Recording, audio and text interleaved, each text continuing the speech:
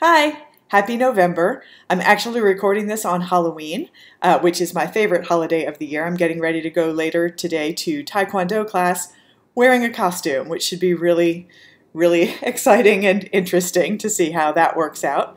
But I've got some fun things to show you for the month. So first up is the new Ami Club pattern for the month, and I think you're really going to like her. Her name is Becky. Hi. So she is a little doll. God, I can never get things going the right way. So let me go back far enough so that you can see her whole body. So she's wearing little shoes, and the dress is crocheted on, so the bodice is crocheted in. It's just a color change, but her skirt is separate, and you can see she's wearing little underpants underneath. She has these fancy sleeves that they look very fancy. It looks almost like a gathered sleeve, like there's a little bit of elastic or something under there. That was with a really easy technique. We did an increase one row below to make it look like it had that kind of poofed out look. And there's a video, I made a video showing how to do that. And her nose is so cute. It is really easy to do. It's just a bunch of straight stitches back and forth across her nose until it kind of grows into a little nubby bump. And one of my favorite things about her is her hair. So I'm going to show you from the top of her head. She's got this cool, it comes together in a spiral, and these are some raised ridges that are really easy to stitch, and they give a very cool effect, I think, to her hair. Yeah, I think so too. So that was also really easy to do, and I made a video showing it also because the instructions sound a little bit confusing. It is a half double crochet front post double crochet increase, which is a huge mouthful, but is actually just two really easy stitches. So I'm super proud of how easy she is to construct. For those of you who don't like sewing in the pieces, the only thing you have to sew on at the end is her hair. So you make her hair kind of like a wig and set it on, and then I just did some simple running stitches all the way around and around the back of her head too. The only tricky part is you have to be careful not to pull the stitches too tight, otherwise your doll will have her head kind of get squeezed in. So that is Becky, and she is the new Ami Club pattern for the month.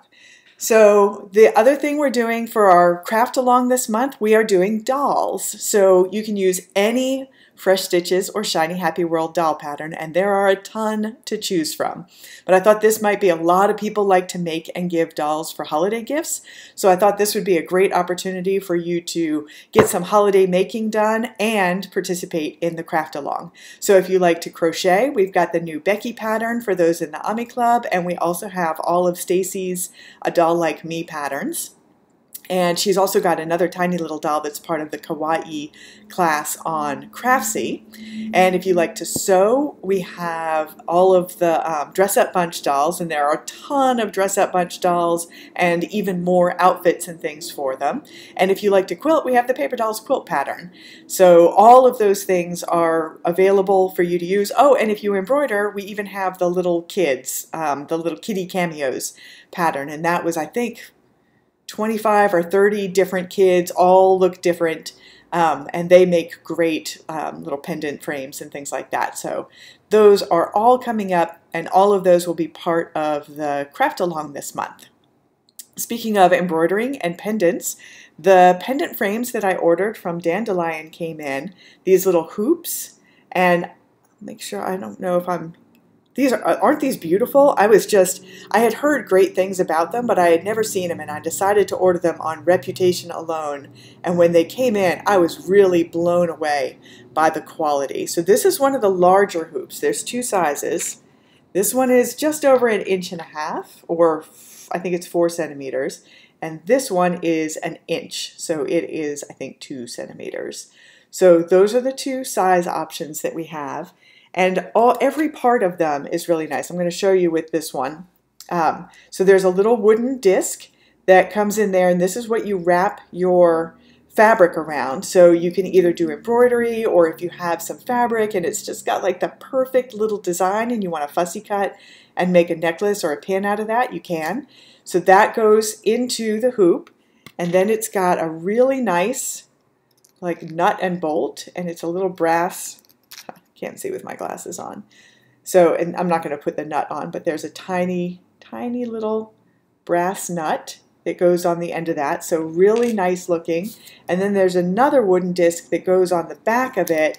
So that's going to give you a nice clean finish on the back. So when you've wrapped your fabric all around that disc, then you get to cover up all that ugly wrapping, and you have a really nice looking finished project, and that back just glues on with any kind of craft glue.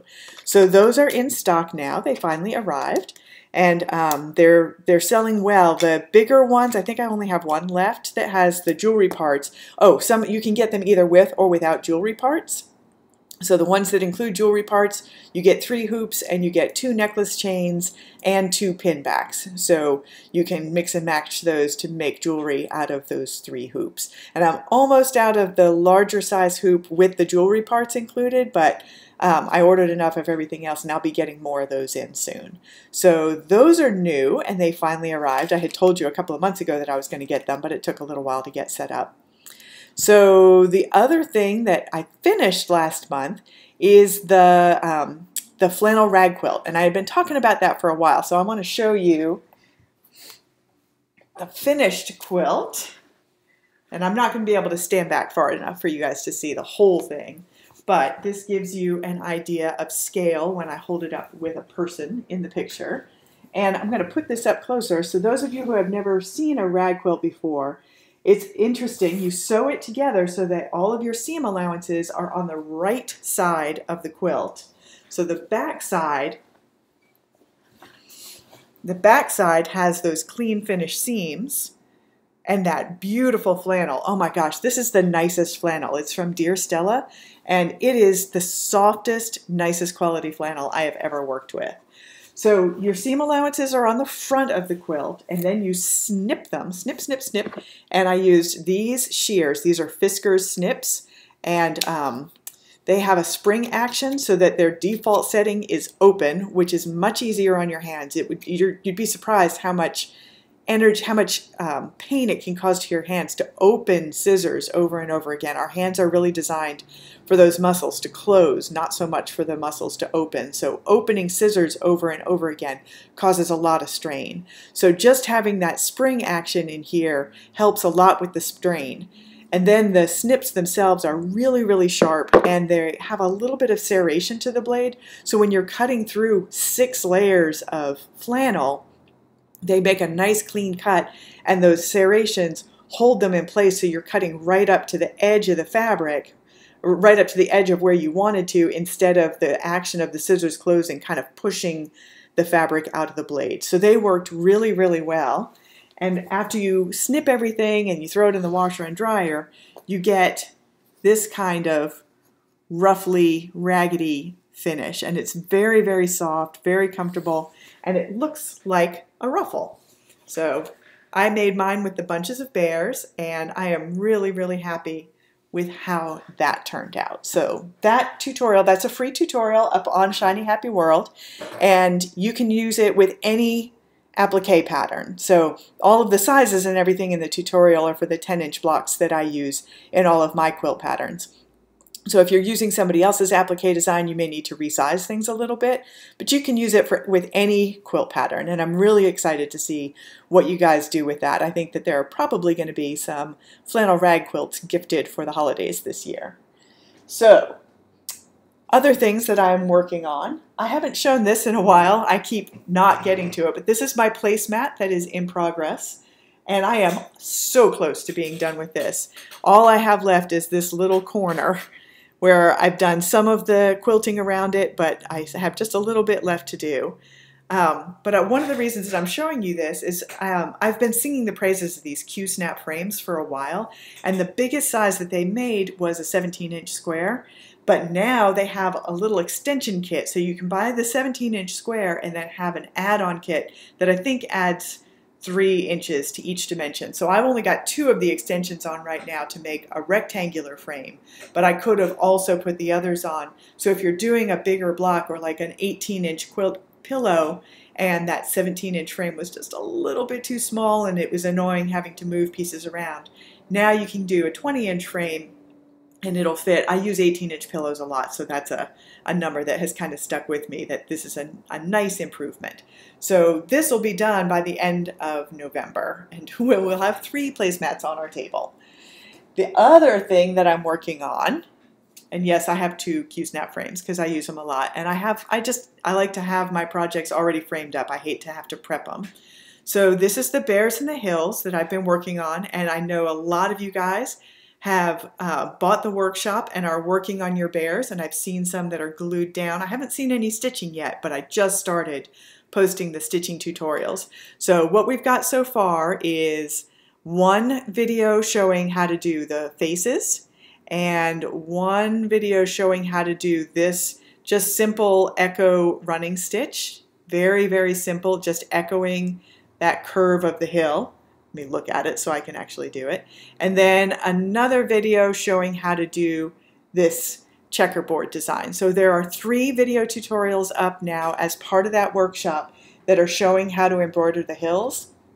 And I'll be adding at least 1 video a week now, and I'm just doing a new video for every design that I do in the hills, so that I'm trying to stay a couple of steps ahead of you guys, so that as you finish gluing and prepping your bears, getting them all glued in place and whip stitched around the edges, I've got a little library of fancification tutorials all ready for you to jump in to start stitching the hills.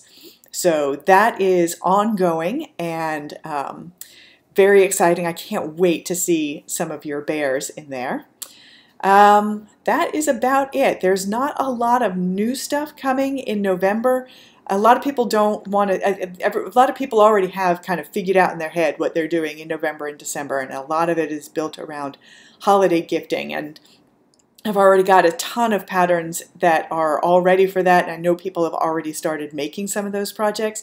So there's not going to be a lot of new patterns this month. There's going to be a lot of finishing up things, like finishing up the Bears in the Hills, finishing up that improv pieced placemat, making some dolls for the doll craft along, making some holiday ornaments using some of the patterns that I already have. So we're kind of wrapping up the end of the year, doing a lot of holiday crafting, and I'm getting some things ready behind the scenes for some fun new stuff to come in January. So November and December are kind of all going to be about getting things finished, finishing up some ongoing projects, and I'm going to Hong Kong. So I'm going to be spending a month out of the country.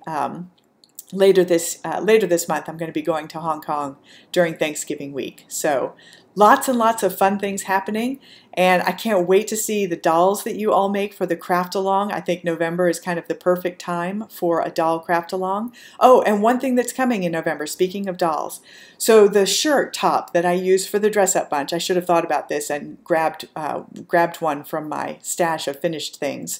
But a lot of people have questions about the shirt top. It's actually a really easy pattern, but it looks weird. Doll clothes are already kind of weird compared, if you've ever sewn people clothes, doll clothes are weird because of the scale of them and the order you have to do things in. Like normally you would sew a sleeve and then hem it, but a doll sleeve opening is so small that it's really hard to hem afterwards, so you hem it first and then sew the sleeve up. So there are some weirdness things, and then the pattern that I've developed is super, super easy to construct, but it is a little weird looking. So, and I've got some older versions of the play clothes. So this is the new version of the play clothes, and I'm going to be doing a video tutorial showing exactly how to make that top, so that anybody who's seeing it and is confronted by the weirdness and is like, whoa, I'm not sure if I'm doing this right, you'll actually see me making it. So that is one new tutorial that's coming this month, and I'm hoping to get it done in the first full week of November, so that you guys will have that ready, so that you can dress all the dolls that you're making if you're doing dress up bunch dolls for gifting. That way you'll have that tutorial, and it'll just make it a little bit easier. It's the main technique I use for all of my shirts and all of my bodices that are not a gathered top, but that are a sleeved top on the bodice. It's the same basic technique, the same basic shape of the pattern. So there's a video tutorial coming for that. So look for that really soon if you've been wanting to make a doll but are a little bit nervous about the tininess of the clothes. This is a way of making it that makes it really easy. There are no set-in sleeves, there are no fussy facings. It's just super, super easy, but it does look a little weird. So that's what's coming this month. I hope you all have a great November, and I will see you in December. Bye.